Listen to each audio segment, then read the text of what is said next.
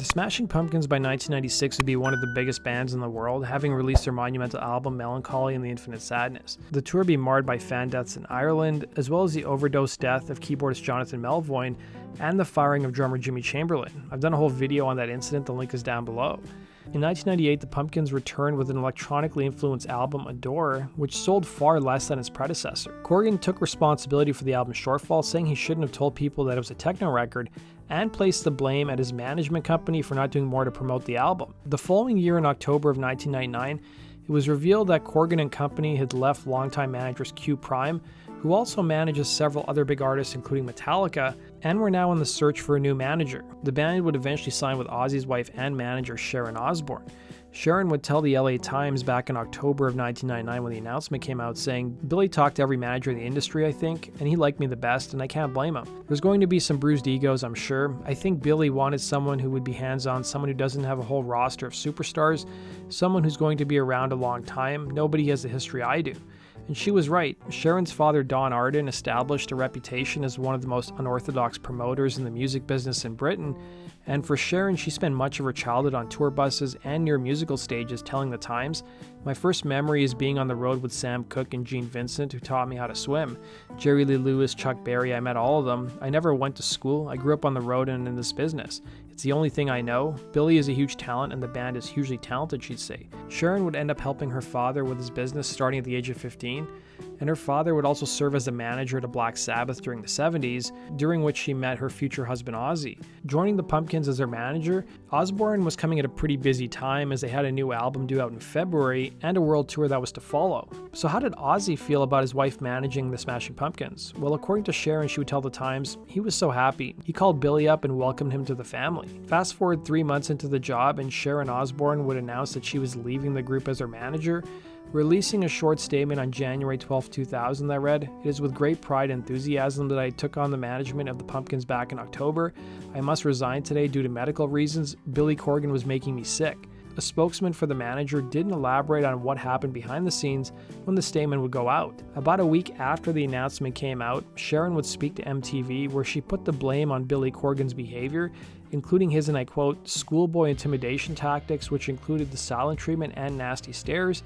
And she would go on to say, "I mean, all artists and managers have tiffs. That's part of a relationship that means nothing. You argue, you have to say what you have to say, and it's over with.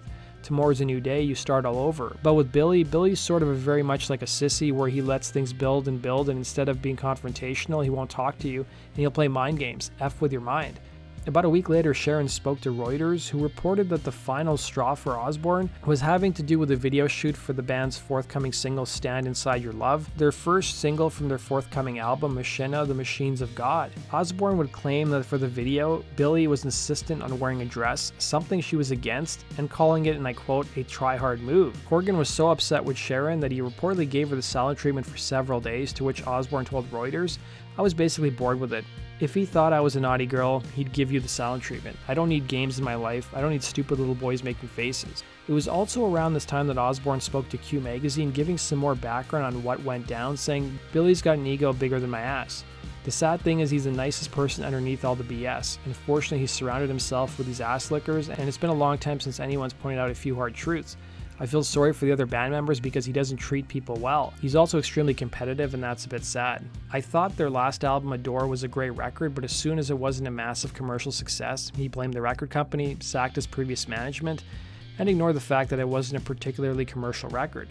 In addition to feuding with Corgan over his clothing, she revealed that a trip to Scandinavia contributed to her decision to leave, telling Q Magazine how Corgan wanted the press to sign a Guns N' Roses-style contract over any media that was interviewing him, giving him complete control and copyright over their works.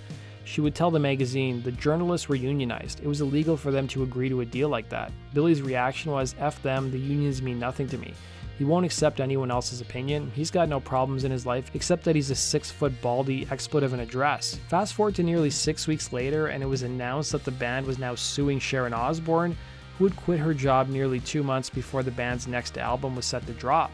The band's lawsuit would contend that she breached her contract, and I quote, "This timing portrays a calculated, vindictive attempt to damage the group both emotionally and professionally, The band would be seeking $150,000 in damages to recoup the advance they had paid their manager.